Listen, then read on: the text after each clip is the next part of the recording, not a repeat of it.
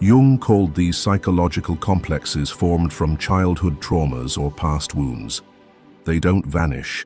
They hide in behaviors, words, and choices you think are random, but are expressions of wounds demanding to be seen and healed. Imagine two women entering a party. One glides in like a cool breeze, not trying to draw attention, yet you can't take your eyes off her. Her eyes speak with stillness.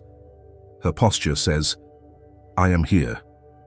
The other is equally beautiful, striking, but slightly tense. Her eyes dart, scanning who's watching. Her laugh is a bit loud, as if craving notice. You may not name the feeling, but you sense it. One is present, the other is performing. A woman in goddess energy doesn't control the situation, she feels it. She doesn't try to lead others, but her presence makes them slow down. In Jungian terms, she has begun the individuation process, the reunion of ego and self, light and shadow. She's no longer a victim of archetypes but lives with them consciously.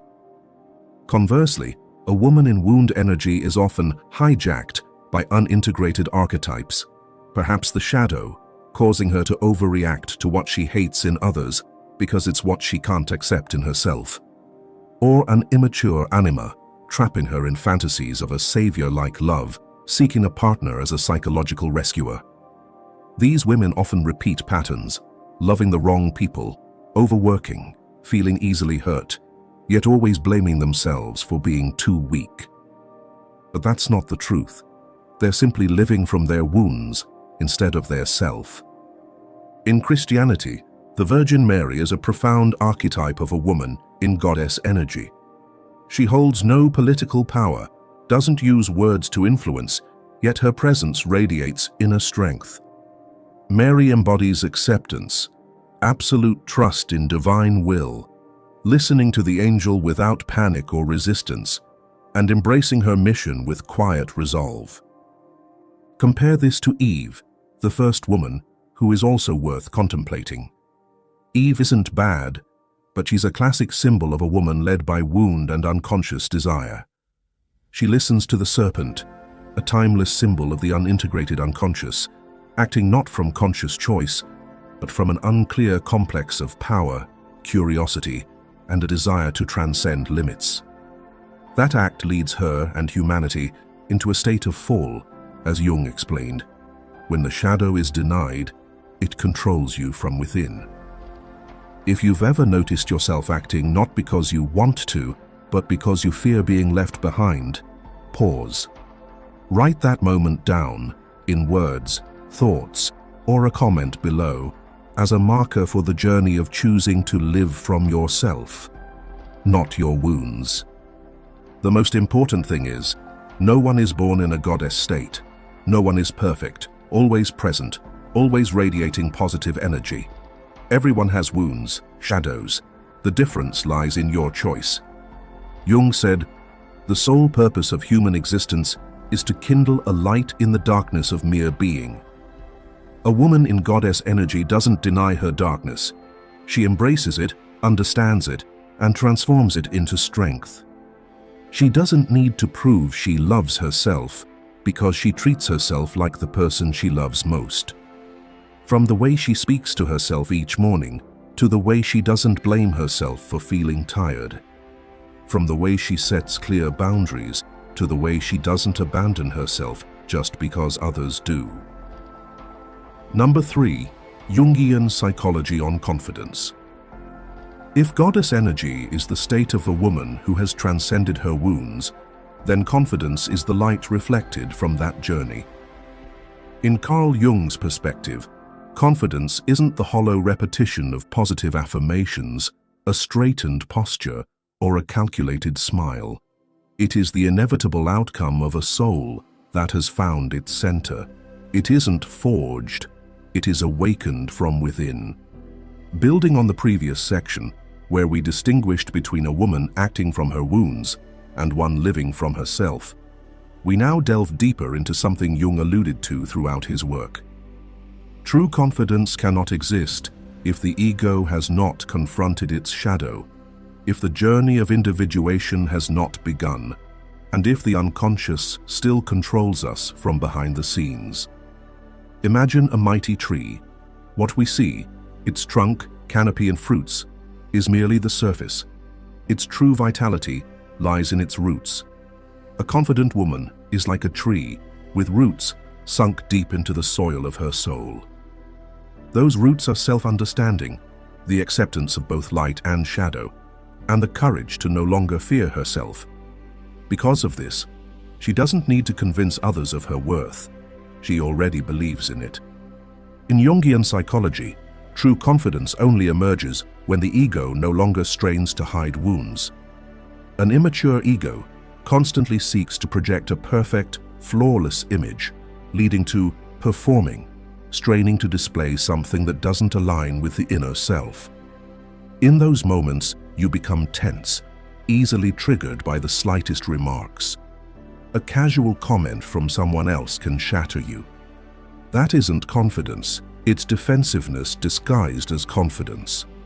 And it's so fragile that a single strange glance can make you waver. Jung pointed out that true strength comes only when we dare to descend into the depths of our soul, where repressed memories, unnamed complexes, and unacknowledged shadows reside. It is this descent that opens the door to ascent. True confidence doesn't lie in external light, but in the ability to step into the darkness without losing your way. Perhaps this is a moment to pause, not to analyze or react, but to feel what is your body telling you as you read this. You might see a sharp, successful, admired woman, but when alone, she cannot bear her silence. Like a magnificent building without a foundation, a single tremor can shake everything. In contrast, a truly confident woman, even if she has failed or lost her way, uses those experiences to gain a deeper understanding of herself and heal more authentically. Jung called this process individuation, the journey where the ego navigates the personal unconscious, confronts the shadow, and reunites with the true self. When this happens, the ego isn't erased, it is placed in its rightful role, no longer a domineering master, but an honest representative of the inner world. From this, confidence arises, not as a mask, but as natural breath. Carl Jung once said, "You are what you do, not what you say you'll do." This seemingly simple statement holds a fundamental truth about human psychology. Trust in oneself doesn't come from theory, but from repeated behavior. No mystical ritual will make you wake up with unwavering self-belief. No positive affirmation is powerful enough without concrete action. Inner trust or self-trust is built when there is consistency between what you say you'll do and what you do. In psychology, this concept relates to inner integrity, where a person feels that their mental system, from intentions and emotions to behaviors, is in alignment rather than in conflict. When you say, "I'll start waking up early tomorrow," but hit snooze again the next day, your mind registers this inconsistency, not as a mere failure and move on, but deeper. Your unconscious begins to doubt your words. If repeated, this process becomes a form of unconscious learning, learned unreliability. It's like a child growing up with parents who break promises. Over time, they stop believing in any commitments, even their own. When you repeatedly fail to follow through on promises to yourself, your body and mind stop expecting. Your intuition stops whispering. You lose motivation because you no longer trust your inner voice. Conversely, every time you keep your word, no matter how small, completing a workout, drinking enough water, not texting someone unworthy, you rebuild an inner bond of trust. The wonder is that your mind registers this immediately. Behavioral studies show that repeated actions create new neural pathways, reinforcing a sense of control and consistency. When you consistently follow through, you gradually feel, "I control my life," fostering inner safety and ultimately confidence. True confidence, therefore, doesn't arise from external validation, but from the assurance that you won't betray yourself. You don't need others to believe in you, praise you, or acknowledge you. You only need to know